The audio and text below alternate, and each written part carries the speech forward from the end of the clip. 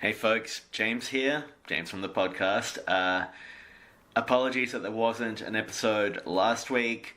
There might not be one next week as well. I am not sure yet. We might need to move to a fortnightly schedule for a little bit.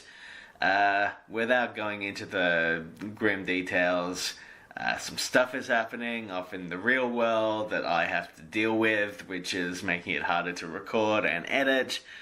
But we are aiming to get back to a regular weekly schedule very soon. Alright, enjoy. So don't take that. We won't take that. Yes, let's be the Pods. In Springfield.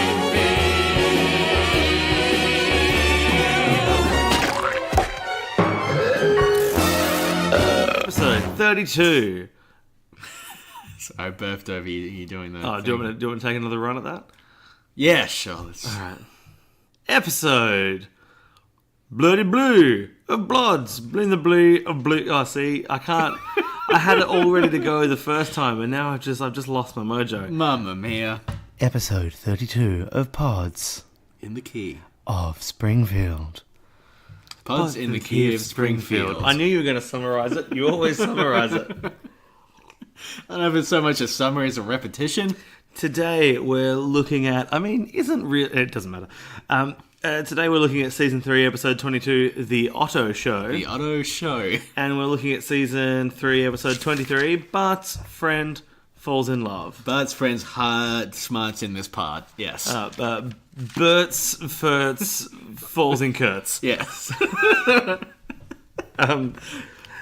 Cool. So, season 3, episode 22, The Otto Show. This starts with the chalkboard, because I've remembered to do the chalkboards. Yep. You're Nick, by the way. I'm James. I'm Nick, by the way. You're Yep. James. Yes.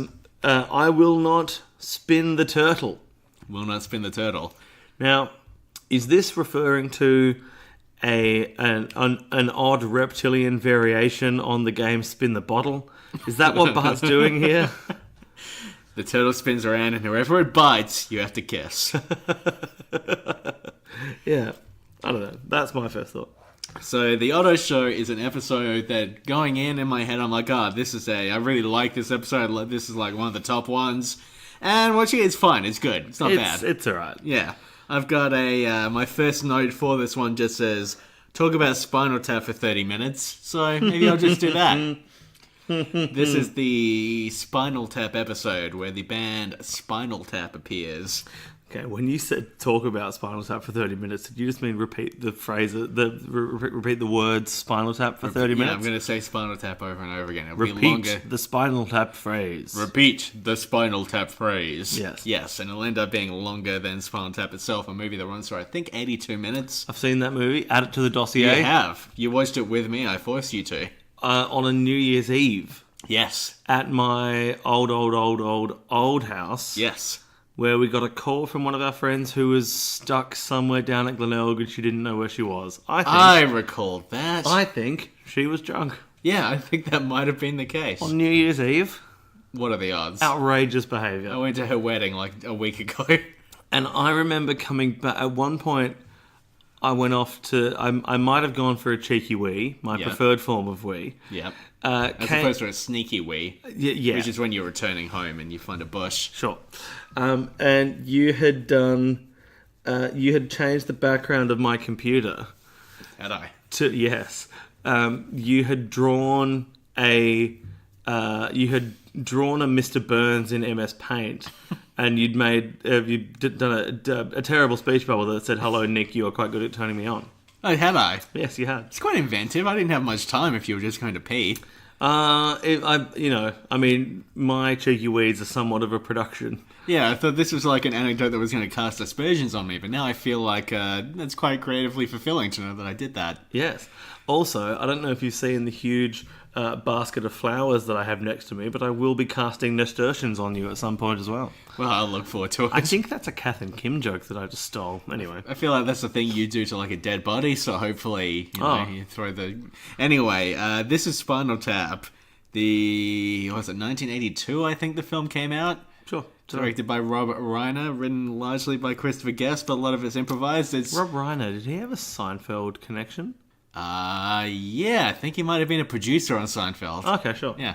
It is maybe my favorite film, or it's right up there. It's one of my absolute favorites. This is Spinal Tap. Interesting. And am I correct in understanding that it is also the progenitor of the mockumentary style of film? Was it the first mockumentary? It wasn't the first, but it is certainly one that people point to as like, this is an incredibly good example of that genre. There were like that genre goes back much further than that, but Right. This is Spinal Tap is it was the start of Christopher Guest's career as a mockumentary maker. Okay. He was, of course, the director of Waiting for Guffman, which came up last episode. Really? Yeah. Isn't it nice when things tie back to each other? He plays Nigel in the film. This is Spinal Tap. Damn it. I was hoping that he would have a couple of incidental characters, because then he would be a Christopher Guest star. Ooh. Yeah. Oh. Dave Callan, is that you? Oh, I guess it is, yes. Oh. Somebody made a pun and I arrived. That's not my Dave Callan. What was that? I'm not sure. Like Billy Connolly's dad. No, Billy'd be much slower, Billy's dad. Yeah, I guess he would. Much more like that. That was, so this Can't is... wait to get complaints about my accent. Every time I've aimed for a United Kingdom / Great Britain accent, I've got, Lord Palmerston. So, this operates as a interesting little semi-sequel to Spinal Tap in some ways, which they'd already done. A return of Spinal Tap was a thing that popped up in like 1986 or so. See, I heard a rumour somewhere on the line that, and maybe you can clarify whether or not this is the case. I heard, because Harry Shearer is one of the Spinal Tap guys, right? Yep. Who is, of course, a voice actor on The Simpsons. On The Simpsons as well, yes. I heard a rumour that they need to use those characters every 4 or 5 years, otherwise they fall, like the copyright of the character falls into the studio rather than Harry Shearer's name. And then I don't really, that doesn't really jive with my understanding of copyright law. Yeah. But it also, I mean, if you're saying it was 81 or 82, and then they did Returns in 86, and then this is 92, that timeline of 5 to 6 years does kind of I feel work like they out. might have put out an album in like 91 as well, maybe? Really? It's a... I know you brought this up with me because I said to you, hey, have you seen this this new Derek Smalls album that Harry Shearer's putting out as his character in Spinal Tap? It's not good. Right. It misses the boat pretty severely. That would kind of make sense, but they were fairly quiet for a long time. I think they played Live Aid probably about 6 years ago, actually. So they Live Aid? I think it was whatever that big festival is that they do. The modern one that was a nightmare. Possibly? Band-Aid. Band-Aid? Live Aid? I don't know. They played something. Right, okay. They played one of those charity things. Charity shows. Because there was a recent one of the... Well, when I say recent, I mean like 2010. Like Fall Out Boy played it. And a bunch of other stuff. But it was like widely regarded as being the worst thing that's happened ever.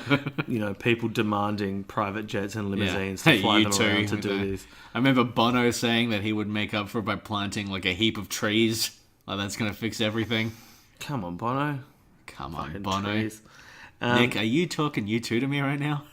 No. Did you see that? This is not important for the podcast. You can cut this out. Scotch Octopus made me laugh today with the tweet that was, "Are you talking REM re me?"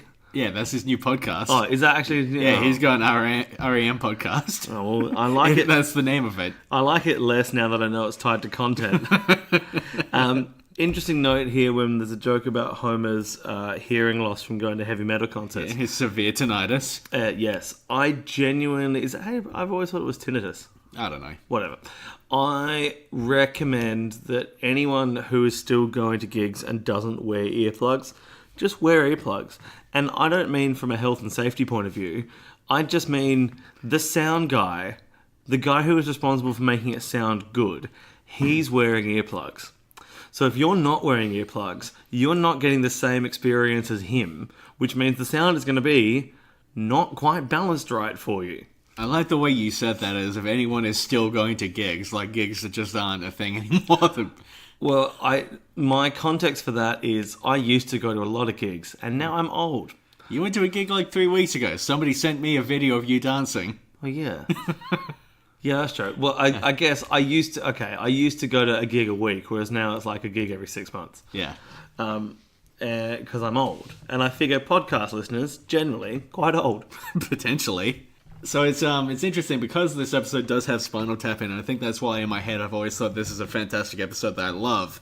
Rewatching it, I don't think they quite nail down the Spinal Tap vibe. They play like Break Like the Wind is the song they play in here, which is not from the movie. It's from one of the albums they put out after the movie, and it's not that funny a song. Right. It's all the jokes they're telling, like Spinal Tap suddenly being very successful and rich again, doesn't really gel well with, I think, the vibe of the movie. The spinal vibe. Yes. I feel like Michael McKean, Christopher Guest still have their characters. Harry Shearer has always seemed like the one who has the least grip on who his character is exactly. Right. Because he was always sort of like the third, he wasn't part of the main two. I really wanted you to say the third banana.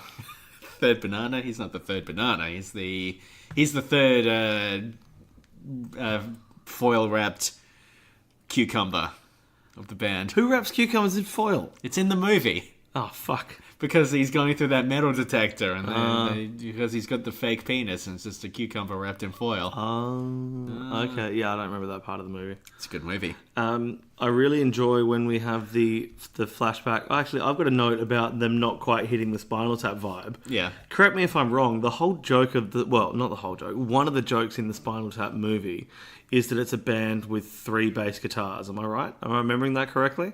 I don't think so, but I'm not as musically inclined as you, so that might be a thing I'd be less inclined to notice. I feel like I've seen like a performance of Big Bottom on Saturday Night Live, and the joke of it is, on the bass, Derek Smalls, on the bass, other character name, and on the bass, the foil-wrapped cucumber of the band, Harry Shearer. That was Derek Smalls. Oh, whatever. It is entirely possible. That is part of it, though. But because in The Simpsons, I'm actually going to check this right now because I know that there will be listeners screaming at their podcatcher of choice, saying, "Just look it up, you fuckwits." Yeah, they're trying to give us a 5-star rating, but they need us to clarify this first. Yes. Okay, so there's a guitar in that one because they were drawn in The Simpsons as having 2 guitars and a bass.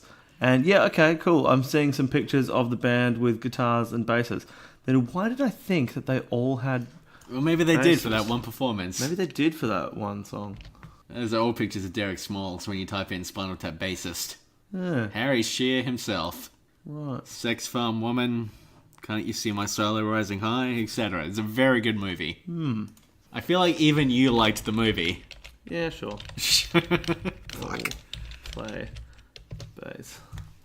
Maybe it was just Big Bottom because it was a riff on the fact that the song had a big bottom end because it had 4 basses. Doesn't matter. Anyway, Good song. Big Bottom is it? When Homer drops off Bart and Milhouse to the musical performance concert. Sure, yeah. I do enjoy that he does the cheeky, some of the best times I've had have been in the back of a car, and we get to, the cutaway to Lover's Lane or wherever it is, and we hear... Fuck Mountain, yeah. Fuck Mountain. Yeah. Wow. It's an Arrested Development reference. Oh, which I feel the need to say just so people aren't listening saying, hey, he stole that from Arrested Development. Because I was happy to assume that was yours, and I was going to I don't want to take credit. And I was going to make a joke about how that's one mountain where you might not necessarily want them to take your photo as you're coming down the big... Yeah, ain't no mountain high enough. Got it. Nothing's going to keep me from you. We see Homer on Fuck Mountain making pleasurable noises and the car's rocking back and forth, and then he's just in the back eating a pizza and a hot dog at the same time. Yeah. But I really enjoy the contented rocking that he's doing. Yeah. I feel like it's been a very, very, very long time since I've been so happy with what I've been eating that I've been caused to rock back and forwards. I like the implication here that Homer is shame eating as well. He has to drive up to the top of Fuck Mountain just to enjoy a big old pizza because he doesn't want anyone to know what he's doing. See, I never took it as shame. I just thought that he's like, well, this is a really nice area. It's a place where people go to do nice things, well, to do fun things. Yeah. This is my version of a fun thing. Fucking this hot dog. And then while he's eating the hot dog, Sonic the Hedgehog comes past. Hey, is that a chili dog? Do you want to fuck? Jesus. Hope people listen to last week's episode. Although now that I say that, I know how enticing an invitation that sounds. I hope no one listened to last week's episode. If you want to understand why Sonic was fucking the hot dog in this week's episode, you'll have to go back and listen to last week's. So the Spinal Tap concert gets trashed because they fuck everything up. Absolutely. And it's a rock concert, not the blatant splish splash show. Yeah, see, even though you said that you feel like it doesn't really hit all of the Spinal Tap notes that you want it to, there are some excellent one-liners here along the way. Yes, that Bleed is and true. Splish Splash Blow. Our semi-inflated Dark Lord. Dark Lord. Yep. Yeah. It's a good episode. It's okay. It's an okay episode. Yeah. The Route 401 thing does make me laugh because it's like, you know, so many times I've been to a gig and you just see the band pander blindly to the audience like that. And I do enjoy that. It's a very good distillation of the pandering. I don't know that I've ever been to a show where I haven't been told we're one of the best audiences in the world. And I always kind of believe it as well when I hear it. Yeah, I kind of believe it. I always think, yeah, we are a good audience, aren't we? Yeah, this has been a good night. Yeah, we have been reacting favourably to this artist we paid a lot of money to come and see. I've been to gigs and shows where they haven't said, hey Adelaide, you're one of the best audiences I've had. And then I go, well, that's interesting. Yeah. That almost makes the other times we've been told we're good seem more accurate. Yeah. Because if someone is like, anyway. Look at this huffy piece of shit, thinks he's better than me in my town. Hey. Have you ever, I know it's a trope, but have you ever been to a show or a gig where they have said the wrong city? No. I have. Ooh. Rise Against, an American punk band in 2009. They came out and the first thing they said was Sydney, Australia, how's it going? And it's Ooh. like, oh no, we're not Sydney. We're Adelaide. Ooh. Good thing it wasn't Melbourne. Good thing they didn't say Melbourne, Australia, how you going? Or we would have kicked the shit out of them. Well, good thing they didn't go to Melbourne and say, hello, Sydney, or g'day, Sydney, it's us. Whichever band this is. Rise Against, was it? Rise Against it was. That's very well done. So, Bart, little buddy boy, Little buddy boy. he gets himself an electric guitar. His parents buy him an electric guitar, so he'll be a electric guitarman, right? He'll be an electric guitarman. Yep. Something interesting about the design of the electric guitar, it has a speaker built into it. Yeah, seems to be a wireless electric guitar. Yes, and it... Just as his speech featured in the movie This Is Spinal Tap, and then it starts picking up radio frequencies during the show and ruins it. Oh. During a performance of Sex Farm. Okay, but, well, a wireless... I don't remember the movie, but a wireless electric guitar in that sense probably means that there is no wire connecting it to the amp. The difference between that and Bart's guitar is it appears to have an amp and a speaker built into it. Yes. Which is interesting. Also, I think I mentioned before in an episode before that the guitar is the clearest indication we get that Bart is left-handed. Yes, you have mentioned that. Yeah, because he holds the guitar left-handed styles, and then Otto flips it round, which would put the strings in the wrong order, by the way. Yeah. And plays it right-handed. Or maybe he's just so good that he can just play it in reverse. Maybe. Who knows? Mabes. And then they're late for school, so Otto starts driving really fast and he kills the band Spinal Tap. Or maybe Bart is playing a right-handed guitar left-handed styles like Jimi Hendrix first did. Okay. And actually, we went to school with a guy called Brad that did that too. Okay. Not your friend Brad, some other Brad. Okay. Anyway. Okay. So, yeah, Spinal Tap are dead. Yeah. Yeah. Yeah, these people are dead. Let's focus on the Now, victims. What I want to know, have they been killed in real life as well? That's typically how it works. It's what people don't understand about animation. Animation is very complex. To kill a character in a show, it's not like regular live action where you can just the person can pretend to be dead. They have to actually kill the people portraying the characters. Well, that was my understanding. That's why you so rarely see deaths in like children's cartoons, because they'd have to kill the actors. Because they don't want blood on Miffy's hands. That's why. Yeah. Miffy. That's where I've gone with the children's cartoon reference. Yeah, because, I you mean, that find doesn't it wash out of her fur either. Did you find it unnerving the way that Miffy in the TV show never breaks eye contact with the camera? There's like... Because that was Miffy's whole thing, right? She's always barreling the camera. But there are scenes where... I remember a scene where Miffy is like getting some cupcakes out of an oven. And it's like, Miffy, come on. You've got to look at the oven. Otherwise, you're going to end up burning your hands if you go to... Burning your blood-stained little hands. I mean, it bothered me that Miffy's mouth was like... Your little blood-stained paws. Yeah. Her mouth is basically stitched shut, though, wasn't it? It was just a little X. Was that Miffy? Oh, is she? Yeah, that's Miffy. Yeah. Do you think she's like an asylum seeker in the middle of a protest and she sewed her lips shut? I don't know. I think... Did I take that to too dark a place? Yeah, it's hard to take a joke about like a little blood-stained rabbit girl with her lips sewn shut to too dark a place. That's true. When we see Homer in the car during the concert, Singing Little Spanish Flea. not before the concert, like I mentioned before. This is now during the concert. Don't you dare get confused about this. We're talking about two separate incidences. Two little different So colourways. try to keep up. Please. It's polite. So he's eating a bag of chips. Yep. The bag of chips has a name that I really enjoyed. You may have heard me squeal like a little excited thing. You were very excited about this. Snorfles. Snorfles. Snorfles. Snorfles chips. Wonderful branding. What I would like, and I haven't run this past you, but I'm going to throw it out and see if you keep it in or keep it out. All right, cool. I would like someone who is better at any kind of graphic design than you or I to look at the Frinkiac and then throw it away. No, to recreate the Snorfles branding in a way where I can use a website to get it printed on a t-shirt. I want a Snorfles chip shirt. You want a Snorfles shirt? I want a Snorfles chip shirt. The thing is, you're going to be mobbed by so many people who get that reference everywhere you go. I know, right? Snorfy. It's going to go down in one of the top 3 of my ridiculously niche shirts. I got no idea what the fuck's going on with your shirt today, by the way. This shirt. Okay, so this is there's a punk band from Perth called the Decline. Yeah. This is a set list from one of their gigs that I scanned in high resolution and got it printed onto a shirt. Huh, okay. And it looks cool because it's got all the rips and like the folds of the paper and stuff. It actually looks like just a piece of paper that's been taped to my shirt. That's cool. The shirt I'm wearing today is a what do you promo got? shirt from a board game that I got Final to play at War. PAX a year or two ago. Final War. I've never heard of that board They gave game. me a copy of the game and a t-shirt. What a surprise that I haven't heard of a board game. Yeah, I know, right? Yeah. Yeah, there's I mean, I've heard of- Monopoly, there's Final War, and then there's Trouble. Yes. Have you heard of Trouble?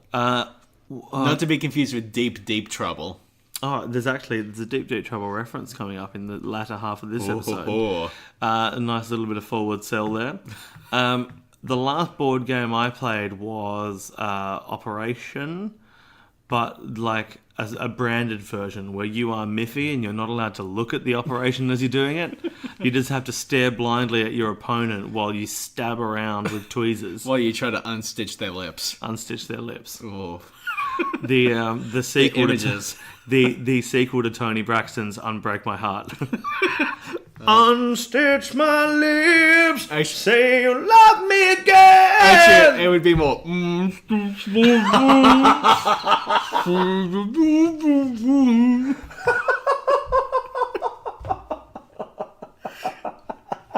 Distressing. Very, very good.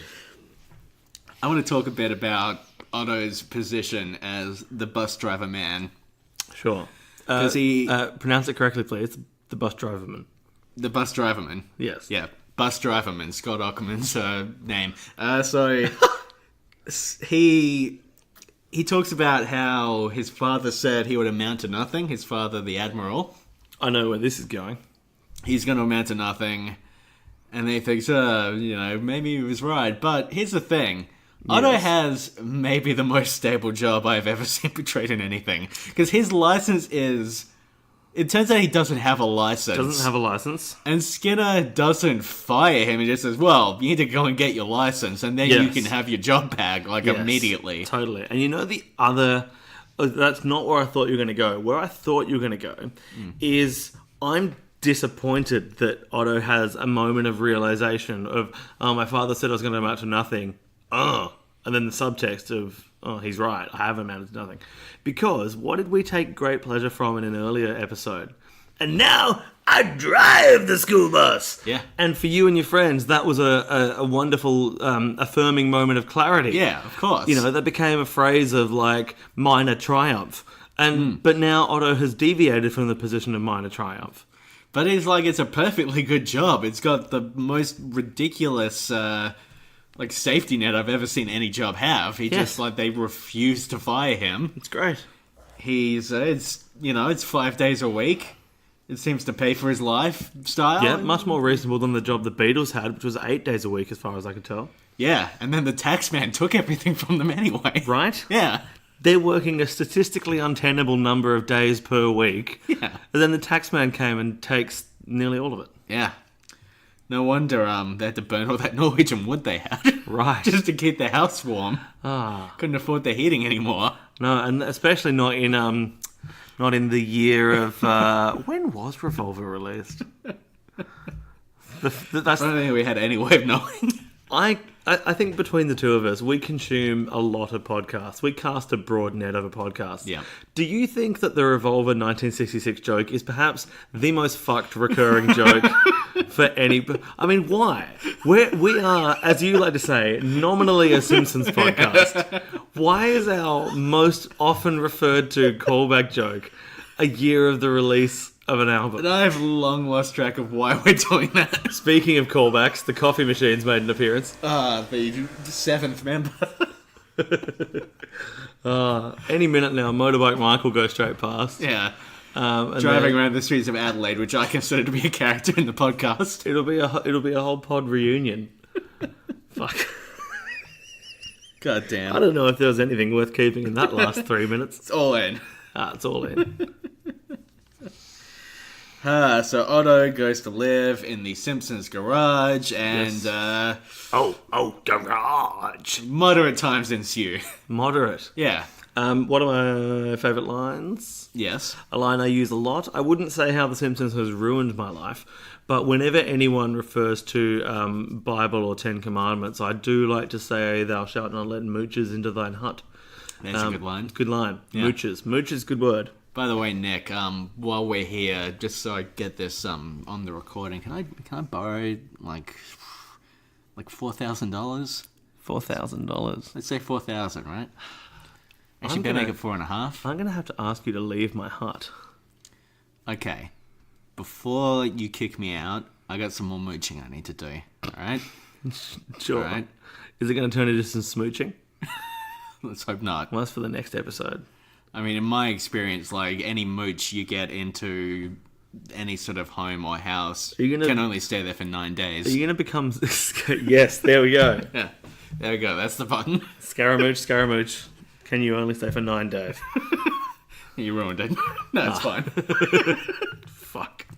There's a line in this episode where Otto talks about wanting to read something, and he's going through different things he might like to read, and he asks Marge if she has anything from the vampire's point of view. Yes, that's a very, very good niche request. Extremely specific line. I remember in the commentary they get into that line, but I don't remember what they say exactly. Good. So, Good. Glad you brought it up. so I decided to Google it. Oh, okay. And I ended up on the WikiHow page for how to write a novel about vampires. Fuck. Good. Have you got any tips for me? I just feel like if you decide you want to write a novel about vampires and you start by reading the WikiHow page, like, that's not going to help, I don't think. It's not going to give you the... I mean, you're not going to write a standout classic if you're just connecting the dots from WikiHow. Also, that boat has sort of passed. Like, there's a time where you could have written a book from the vampire's point of view and done very well. I feel like the vampire fad sort of died out. You know, the author of the Twilight books... Twilight, yes. Twilight, about Eddie Cullen. Yeah. I forget what the author's name. It's like Susan Collins, is it? No, that's someone else entirely. I spent 3 years on that Twilight, yes. Yeah, she wrote another book that was like entirely from the vampire's point of view, and then Really? cancelled it because it like leaked online or something. I like to imagine the entire book was just him thinking, "Holy shit, she actually believes I'm a vampire. I'm getting away with this. What the fuck?" Oh, you think he's just a creepy old man masquerading as a vampire? A creepy young boy masquerading as a vampire, I suppose, pretending to be an old man. Oh, Creepy knows? young boy pretending to be a creepy old man. Yeah. That's like a double-layered creep sandwich. Yeah. Which, by the way, I've been meaning to talk about your dinner plans because I'm not into this double-layered creep sandwich you've been offering me. Oh, well, that's awkward. You ever read that Goosebumps book, Colonel Creeps? What? Oh, calling all. Yeah. Sorry, I'm not hearing you correctly today, despite being the only one of us wearing headphones that are connected to the microphone. Except for Otto, who is constantly wearing headphones throughout this episode, by the I- way. I think it's part of his character model. It really started to bug me after a while. I thought you said all creeps. And I was just like, what, like the bum part? No, let's not talk about See, the colons. punctuation all creeps would definitely be like the name of an anime or something. There's always like punctuation just Punctuation where it shouldn't be. yeah, just in the middle. In the middle of a dream. I've done all the dumb things. I don't know what I'm doing here. Let's talk more about The Simpsons. I've got one note left for this episode, and it simply says unicycle. Yeah, Bart had a unicycle. Yeah, and but if Bart- something's hard to do, it's not worth doing, Homer says. Exactly. So put that guitar in with your unicycle and your shortwave radio and your third thing. Judo outfit, I think it was. Karate outfit, yeah. Your shortwave radio, your karate outfit, and your unicycle. Take them all, throw them in the cupboard. Throw them in the cupboard. Have you ridden a unicycle? No, I have once. It's really scary. I can imagine. I don't have particularly good balance, and what you need to do for a unicycle is that you actually need to be leaning slightly forward the whole time. Oh, I don't like that. Yeah, it is not a comfortable riding position, because what you want to do is sit upright or maybe even slightly back so that you don't fall on your face. But what that means is you fall on your little bum. Oh, fall on the little bum. All right. So Otto gets his license back because of this whole plot thread we didn't really talk about with Patty and Selma at the DMV because it's bad. Yeah. And they all hate Homer, so he gets his license back, and he's an irresponsible driver. He's got the kids back, Kids back. and the episode's fine. Sure. It's not a masterpiece. No. It's not one of the best episodes of season 3. Do you but think it's solid? Do you think Spinal Tap should have played a bigger part, or were you happy with the first third exit? I think it's good that they only play a small part. If anything, they could have had an even smaller part, and I think it probably would have been better. Smaller part. I don't know, I just didn't feel... A Derek Smalls part? Oh, I'd love to live in a Derek Smalls apartment. What? Just a Derek Smalls themed apartment? Yeah, sure, why not? Lots of blunt mullet cuts and stuff. I don't know what I'm doing anymore, Nick. I don't know how to make these jokes work. Right, fair enough. That's fair. Could be a problem. Yeah, solid episode of The Simpsons. That's fine. Next episode, pretty good, I think. I like this next one. What did we say it was? Bert's Spurt? Yeah, Bert's Ferd, Hurt Smurt in this part. Right, cool. Bart's friend's hard, Smart's in this part, aka Bart's friend falls in love. Bart's friend falls in love. Chalkboard, I will not snap bras. Yeah. Now, my first thought here was that I think, because Bart's what? Grade 4? Grade 4, yep. Year 4? Yep. That seems too young for his student colleagues to have started wearing bras. So, whose bras is he snapping? Oh, that's a good question. Walking around to all the adult women of Springfield, jumping up. Yeah, it's a real reach from that It's age. a real Yeah. reach from that age. Yeah, Anyway, especially because Krabappel seems like a relatively tall woman. relatively tall. Yeah. I wouldn't say she was the world's tallest. No. Are you sure, though? Maybe in this world she is. Dun, dun, dun. Do we ever meet a woman taller than Krabappel in The Simpsons? I feel like Ruth Powers is quite tall. Yeah? Are you sure she wasn't just, like, intimidating and powerful? Maybe. Maybe. Oh. My first note for this is that in this era of The Simpsons, Skinner had so much more depth and kind of so many more facets than he does now. I find his Vietnam flashbacks very funny for reasons I have a hard time articulating. Yeah. I know that the people behind The Simpsons have talked about how they just thought it would be very funny for a cartoon character to have been in the Vietnam War. Sure. And I think that is a large part of it. He's just like, he's this silly schoolman. Sure. Another yes. Scott Ackerman nickname. But he also has these horrific memories of Vietnam that keep haunting him, and there's something funny about that. Yeah. And the way that, snapping in and out of dramatic... Which, I mean, I suppose the interesting thing is, if I was watching a live action sitcom, and they had a character that kept turning to dramatically lit windows to make these deep soliloquies about their times of previous trauma in the Vietnam War. I would hate that scene and by extension that sitcom, but it works in a cartoon for me. Yeah. Because I guess it's because the action is so fast. Like, he turns and he's facing the window in like 3 frames of animation. Yeah. Snaps back really fast. That's It's like, true. because comedy is all... I don't know if you know this, Nick, but comedy is all timing. I enjoyed the unnecessarily long gap and the weird stumble on timing there. Yeah. Timing. Yeah. It was good. It's because, you know, to get comedy right, you have to have the timing down. Right. Yeah.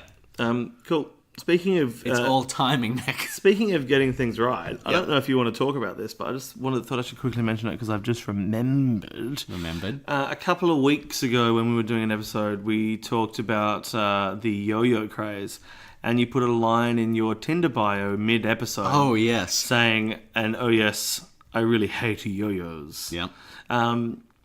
Actually, was that in... it wasn't in the yo-yo episode. It wasn't the yo-yo episode. It was in Bart Falls in Love or whatever that episode's called. No, it was in the yo-yo one. Oh, was it? Yeah.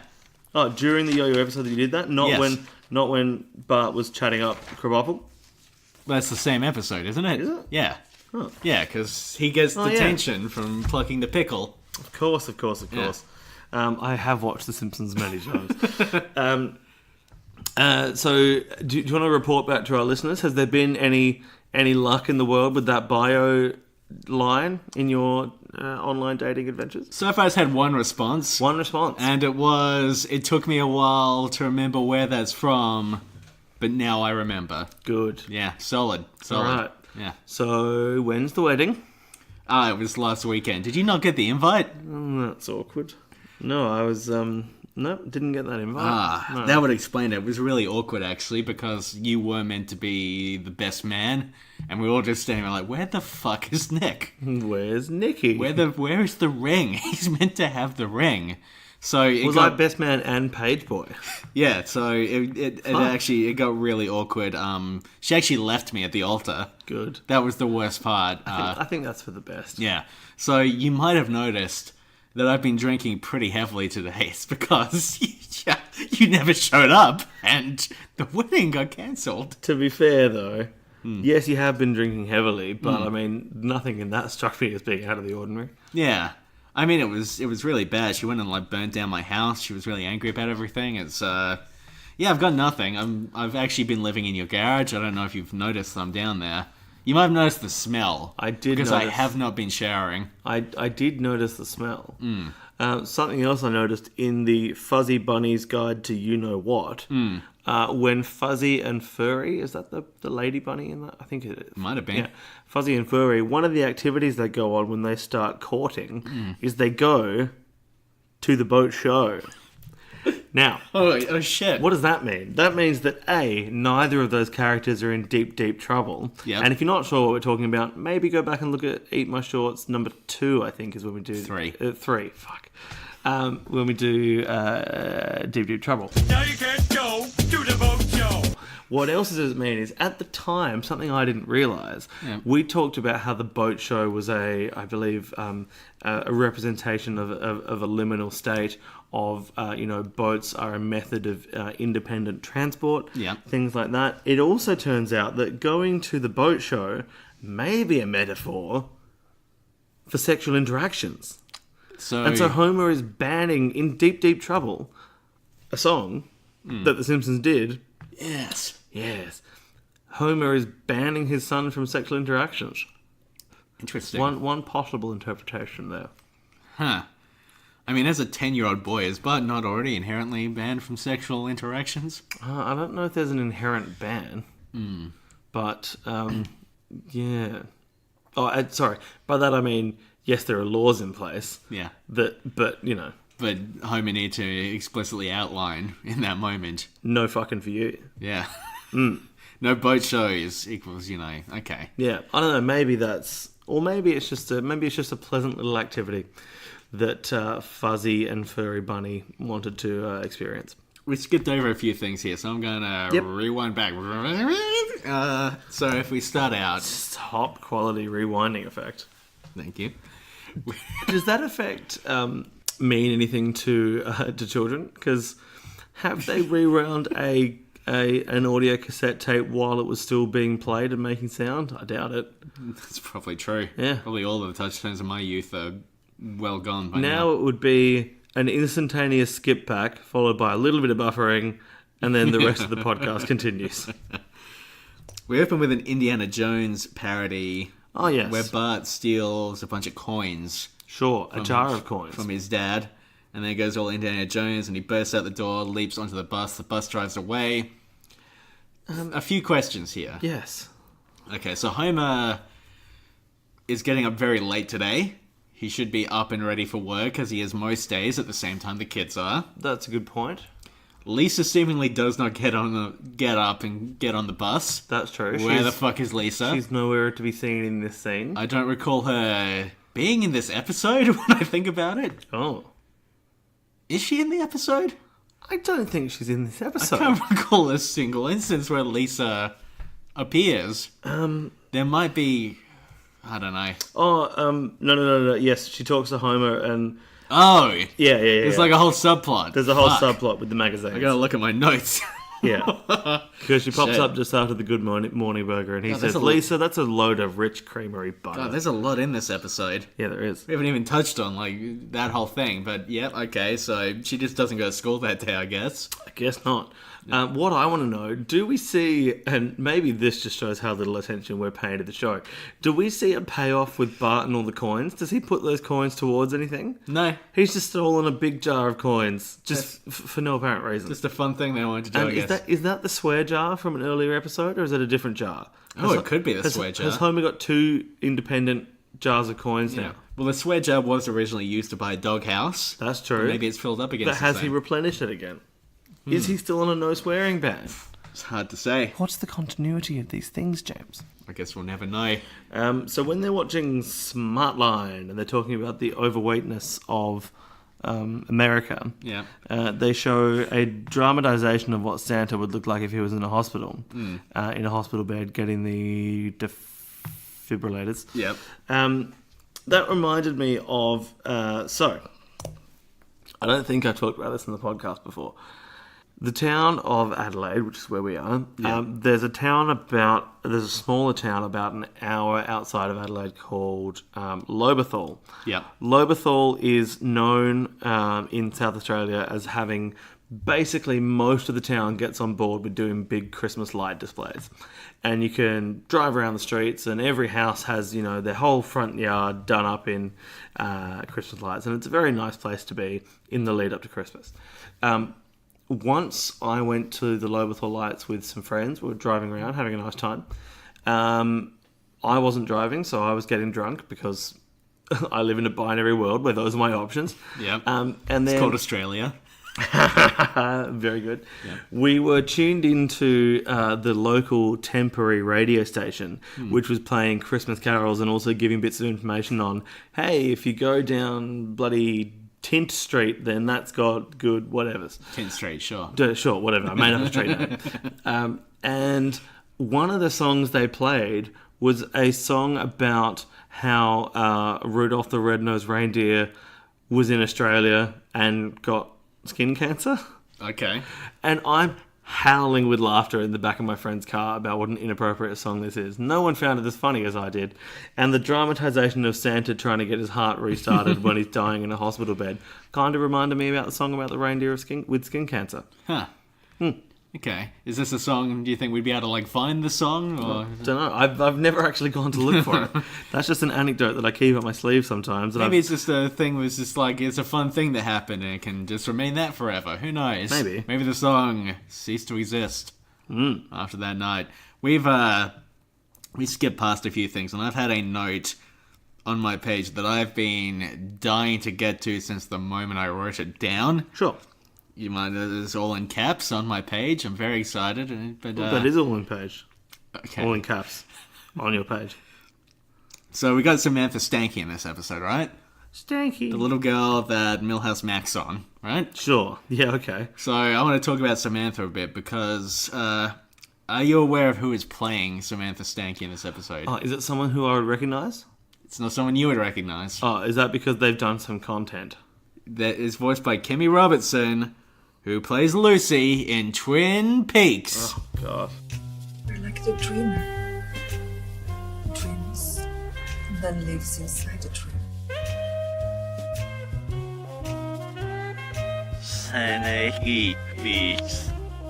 Twin Peaks. Lucy, who is, of course, married to Andy. Her son is Wally Brando, played by Michael Cera. And I became very, very excited, having somehow never realized that it was Kimmy fucking Robertson playing Samantha Stanky. Right. And this gets me thinking, is there meant to be some sort of further implication for that? Is there some sort of crossover happening here? Is Samantha, who is sent, obviously, to tempt Milhouse, is she some sort of tulpa from the Black Lodge? I don't know. Tulpa. Yeah. I recently re-listened to the Reply All episode about tulpas. Yes. Anyway. Well, this is a... I don't know, man. This is my installment of Sneaky Peeks. Sneaky Peeks. Because I'm a subsidiary podcast of Pods in the Key at Springfield, the online podcast. It is also a podcast. I'm just very excited that Kimmy Robertson is in this episode. Right. And I was just saying that, I'm often thinking about Twin Peaks, which is out on Blu-ray in Australia today, by the way, the last season. Yeah. Oh, happy Twin Peaks Blu-ray release day. Yeah, I already imported from the UK a while ago, but it's available today across Australia. And if anyone has taken anything away from this podcast, is that they must watch Twin Peaks. Okay. So very excited. She pops up. She plays a very important role in season 3, especially towards... I don't want to spoil anything, but... Yep, Kimmy Giblett played Kimmy a very Robinson. important... She's also one of the more active cast members at, Twin Peaks fan conventions. She tends to show up to all of them. Right, yep, Kimmy Which Giblett. is cool. Yeah, Kimmy Giblets, yep. Yep. And she's the best. I'm very happy she's in this, and... Right, interesting. I just like Twin Peaks so much. Right, okay, yeah. Have I mentioned that on this podcast? Once or twice in passing. Yeah.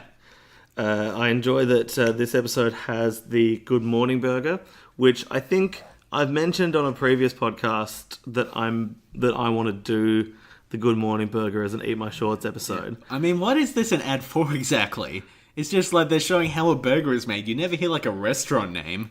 No, you don't hear a restaurant name. That's an interesting point. But And then later on you see, what is it, a chocolate bar being covered in honey and sugar? Yeah. And rich creamery butter? Yeah, but I mean... What is this? It's weird that those the same voiceover is for both of those, because I agree that they are completely unrelated. But I also think that if you think back to 90s food ads, I think they were a lot closer to, hey, here's the new McFuck burger, here's what goes into it. You get a chili dog, you get a Sonic the Hedgehog, you wrap them up in a bun, And you throw it away. and you throw it away. And the old the ads for the old picnic bars would be like, you start with this caramel wafer and then you do the peanuts and then the chocolate, and I think old ads used to be a lot more layery, whereas now food ads are just the item of food being thrown around on a coloured background. That's all food ads are. It's not here's a burger finally presented anymore. It's here's slices of onions pissing around all over the camera. That's true. And so every Coke ad is about how your life is worthless unless you're drinking Coke. Exactly. And so, your life will be immeasurably improved by contracting diabetes. And so it is strange that the Good Morning Burger and the unnamed chocolate bar are both being voiced by the same person, because it's very unlikely they're being done by the same company. I imagine the Good Morning Burger is being done by a Krusty Burger competitor. Yeah, named Good Morning Burger. Maybe. Maybe. So making it the eponymous burger. Yeah. Excellent. That's I didn't. Welcome to Eponymous Burger. Home of the eponymous. I'll be burger. having your Eponymous Burger, thanks. Excellent. Whereas it's very unlikely that there would be well, actually, maybe the chocolate bar is being sold by Candy Dandy. Ooh, the Candy Dandy. The shop we see in the opening credits. Yeah, sure. Yeah, maybe they were so enamored by the voiceover of the Good Morning Burger that they decided to hire the same voiceover actress. It's a little bit like how Sam Johnson from Secret Life of Us did every Hungry Jack's voiceover ad for about 12 years. I mean, it's not that unlikely that the Candy Dandy would maybe try, like, branching out into burgers. Maybe trying to make a sit-down experience within his dandy shop. What? So then you'd have Burger Fergler, a subsidiary of Candy Dandy. The Burger Burglar? Well, I don't know. You try to think of a word that rhymes with burger. Go on. It could be fun on a bun.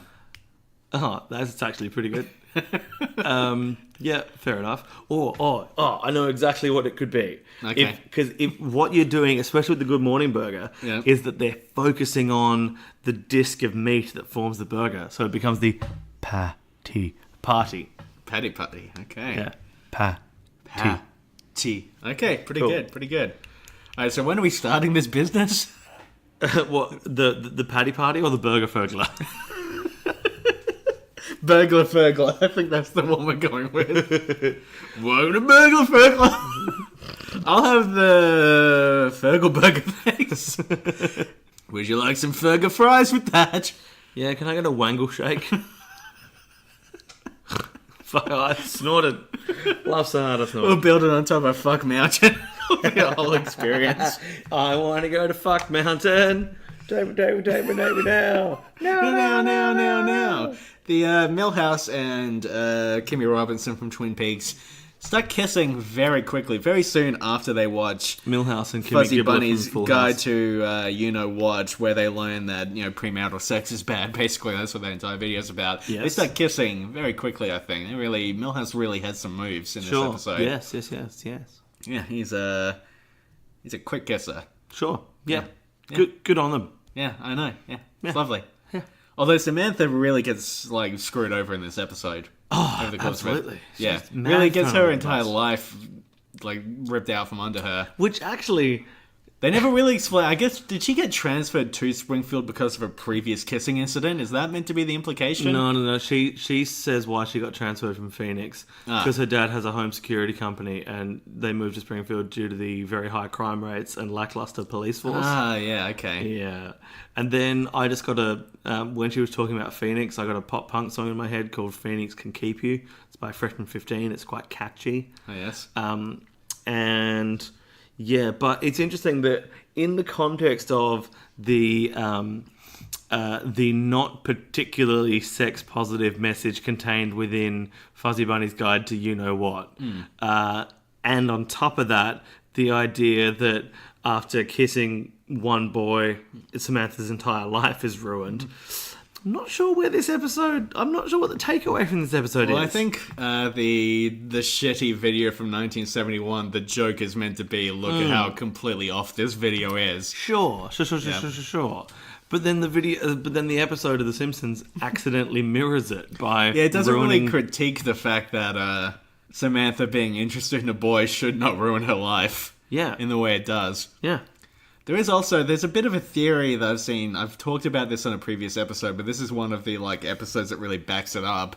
There is a bit of a theory that Bart is in some ways framed as a queer figure, whether he is asexual, bisexual, gay. It's not entirely clear, but definitely in this episode, he is framed as not only being upset that Millhouse has a girlfriend, but fundamentally not understanding why he would want one. Yeah. Which is interesting. It is interesting, because I've always read that as just being a 10-year-old boy. Yep. But then Millhouse is also a 10-year-old boy, and he's clearly developing some interest. Yeah, and The Simpsons doesn't really treat, child ages as though they were children. They're always that's true. Playing older than they actually are. That's true. And so right maybe... down to an 8-year-old need to learn about Copernicus, Yeah. So maybe, that is interesting, actually. Yes. They go to the movies at one point, and we get to see some movie names. Ah, the movie names. And the one that I wrote down that I was thinking about a lot was R.I.P. Roaring Reverend.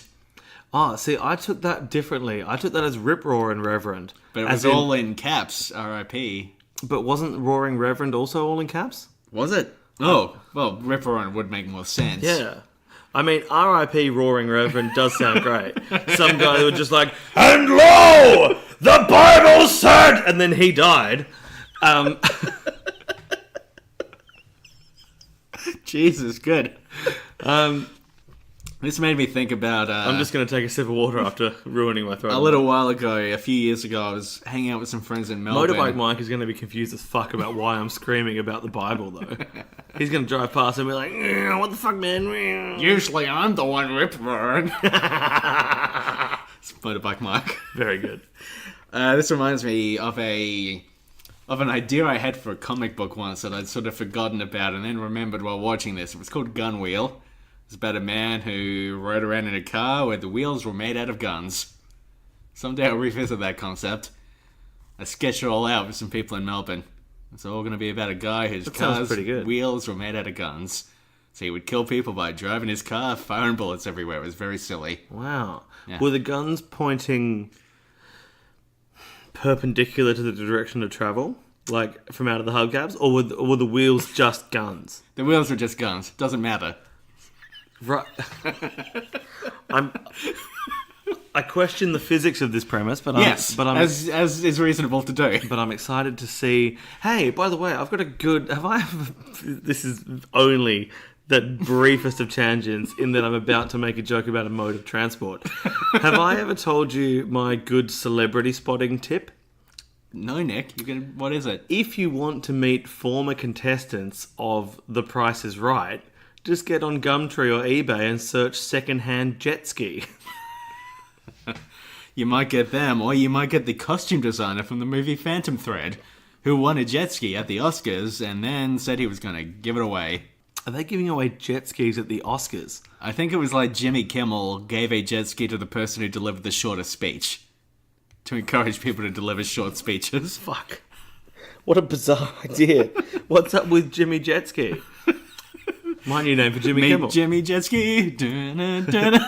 I was with the song from the Jetsons and it just names the people. I mean, this is a show set in the future. We've already done that material. We've done it on the podcast. On the podcast. What's the deal? Martin's... Oh, I can't... I'm sorry. I looked judgmentally up at the screen because I knew you peaked, and then I remembered my R.I.P. Roaring Reverend bit where I blew the camera up and threw it away. Camera? Microphone. Have you been recording us on camera? Always. I enjoy when Bart visits Martin and Martin plays the lute. Yes, I like that. He plays a song, and I've noted the lyrics down here, James. Yep. Come home, mighty warrior, for now the nets are full of fish. That is good. What a pleasant little lute song. That is lovely. I have been mishearing, actually, the lyrics to that song this whole time. What have you been hearing them as? I've been hearing, we're up all night till the sun, we're up all night to get some, we're up all night for good fun, we're up all night to get lucky. Oh. I thought it was the top hit of the summer. Is that... I don't know who Get Lucky's by. Daft Punk. Yes. That's what yeah. Okay, well, I regret to inform you that you are wrong. That's unfortunate. Which means it's now recess everywhere but in your heart. That's Another true. line that is lovely. And this was in the era of Ralph, where he would just pop in with these nice little lines. They hadn't cemented him as being a fuckwit yet. Yeah. Yeah. He was just a clever little boy who would pop up like, hey guys, it's me, I got some things to say. Very wriggly. So there's a whole B-plot we have barely discussed, where Homer listens to vocabulary tapes. Yes. And then starts saying things like the triumphant of Twinkies merely overwhelmed my resolve. Yes. Yeah. Triumvirate. Great word. Yeah. Good plotline. I enjoy it. Yes, I enjoy the vocabulary building word because, as listeners to the show would have noticed, I am a pretentious idiot that enjoys using unnecessarily long words. Yeah, to me it's like Hey! like good and shit or whatever when he like does that thing. Not a fan of you segueing out of me saying I'm a pretentious idiot with you saying, yeah, and then just rolling into your next sentence. I'm allowed to make fun of me, but no one else is, alright? That's the rule. That's how it works. Yeah, but you're like smart and shit or whatever. I It's see. like fine. I see the joke you're doing. Yeah. And it's run its course. Yes. I do like that when the guy packs away the vocabulary tape, he just says, enjoy this, fatso. Yep. That's good. And then Homer gains 13 pounds in 1 week. That's a lot. That's a fuck ton. That's a lot. It's too much. That's quite a lot. Good episode. I used to be a big fan of Homer's thing about not being able to remember the word spoon. Yeah. But I also don't like it because it's the implication that when he stopped listening to the vocabulary tape, he became dumber than he was before. I suppose. But I liked it because it hits very close to home, because I feel like I often just forget things that I should remember. Right. Like I'll just... Birthdays, medication. Yeah, people's names, that Yeah. sort of thing, yeah. You're damn right, Joseph. Yep. And like birthdays and like medication and people's names and things like that. That's good. Yeah. So, something that I don't think we've talked about in this episode yet, but who could say? Maybe I have forgotten. Is Lisa is reading Eternity magazine. And there's a... Oh, yes. Yeah. Yes, fuck. There's a wonderful bit where she says, "Hey Bart, did you know, according to Eternity magazine, due to evolution, in another 1,000,000 years, man will have another finger." And then I believe Bart says, "5-fingered freak show." Yes. Now, are we to take from this that The Simpsons is actually set 1,000,000 years in our past? You're holding up your hand as you say this, and I can't help but notice that you have 5 fingers, if we count thumbs as fingers. I have 5 digits, Yeah. which is The what... thumb, which to me is the 5th finger of the hand. Fuck. Fucking hell. Unbelievable. So I take from this that The Simpsons is 1,000,000 years in the past, and that the reason why, no one in the... I think we talked in the very last episode about how if you blow up Homer's character model to modern human size, Yes. he looks horrifying. It's not because he's merely a cartoon. It's not because these are crude representations of humanity. It's not because it is an exaggerated representation of humanity designed to be stood out easily on a smaller TV screen. It's merely the course of evolution. All men used to look like Homer 1,000,000 years ago. Yes. All women had hair that was either Helen Lovejoy or Marge. There were no other hairs. Yeah, and people aged very, very differently, and they never need to express the fact that they were aging differently, because this is how they lived. That's how they lived. I think this is... And look, I'm not sure if this is Omelette Flip Universe. Maybe it is. Maybe, because there are obviously some elements of modernity in the Simpsons world, right? Yeah. The cars, televisions. Yes, but if we know that time is a microwave meals. microwaved meals, But, yes. Time oh, being a flat circle, though, have I told you my favourite way to think about microwaves? Is this the right time? Whatever that's gonna be. So microwaves, right, cook using, a band of the... Oh, hang on, I'm going to have to look up some terms. Here's something I'd like to think about. If we're looking at The Simpsons being 1,000,000 years in the past, what was Matt Groening's next project after The Simpsons? Futurama. Futurama, yes. So he's got this one in the past. He's got Futurama well in the future. Averaging out to be right now. Well, Kind of. averaging out to be about 500,000 years ago. But the point is, he can't focus on the present day. I'm sorry. I've ruined the flow of all I don't this. know what the fuck you're doing. It's fine. Yep. How do I segue back into that? So, microwaves. My favourite way to think about microwaves, right? Because microwaves are, as in, not the devices, but the actual... The tiny waves. The waves I known see as with your hand microwaves. move. Yeah, with Yeah. my little hand movement. They are a band of the electromagnetic spectrum. Also, The electromagnetic spectrum is one of my favourite bands, yes. Lovely. Carry on. Very nice. Also in the electromagnetic spectrum is the whole spectrum of visible light, which means that if you wanted to be poetic about it, you could think of microwaves using invisible colours to cook food. That's what I wanted to say about microwaves. Okay. I think it's a very nice. It's a and lovely, that's how they would cook a million years ago. You're saying? Yes. Yeah. Okay. And so a million years ago in the past, but because we know time is a flat circle like an omelette, and then sometimes if you fold the omelette into itself and the little gooey bits in the middle may blur the lines between the two layers of the flat circle of the omelette. Yes. This is the omelette flip universe. Understood, yes. We've gone very, very deep into this theory in previous episodes. Of this, Pods in the hopefully Key you're of taking notes, yeah. Pods in the Key of Springfield, the online podcast that is also a podcast. You gotta stop doing that. I know. I really enjoy it. No one else does.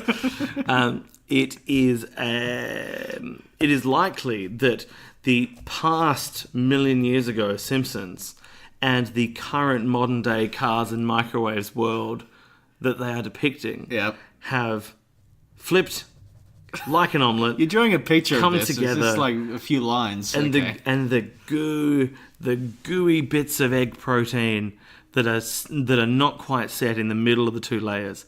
That's where the show exists. This is more evidence of it because we have cars, we have televisions and microwaves, but we also have 5 fingers, James. Five digits, 4 fingers and a thumb, who I consider to be the 5th finger in the hand. Yes. So I think I'm going to use this word. I'm going to say incontrovertible proof of my egg flip omelette theory. Yeah, so the Simpsons exist within that liminal state, you might say. Liminal. If I ever set up an omelette bar, it's going to be called Liminal. Don't know about that. Don't know if that's a good idea. Oh, fair enough. Yeah. Are you planning on setting up an omelette bar, by the way? Oh, have I not told you my plans to set up an omelette bar? It's going to be called Liminal. Okay. Have we talked about the bad memory thing? Have I not told you that I'm setting up my own omelette bar? Are you sure? What's yours going to be called? Eggs are cracking? Are you sure you want to be in direct competition? Eggs are cracking. A heaps better than Yeah, it is. Look, the downside is I'm not good at making omelettes, but I'll learn. You know what they say, like you have to crack a few eggs to learn how to make a good omelette. Nice. Unfortunately, I've only got 12, so if I don't learn really fast, then you might be a bit stuck. Well, I think there's no yolk. Have you got more notes for? Oh fuck! Have you got more notes for Bart's friend falls in love? No. All right. Well, I've actually got a line to exit on today, so that's nice. Okay. And in the meantime, you can find us on Facebook at Pods in the Key Springfield. You can find us on Twitter and Instagram at Key Springfield. You can send us an email at podsinthekeyofspringfield@gmail.com. I think our Instagram is also Pods in the Key of Springfield. Oh, is it? Yeah. Oh, fuck. I apologise. Yep. Just click the links at the bottom We're of the online. podcast. You can find us. We're around. And thank you as always for listening to our bullshit. Yes, it's heartening. It is heartening. Yep. And rate and review or whatever. Sure. Yeah. And as we say every week here on Pods of the Key of Springfield, Wurzel wuzzle. Let's go whip donuts at old people. Bye. Bye. In Springfield.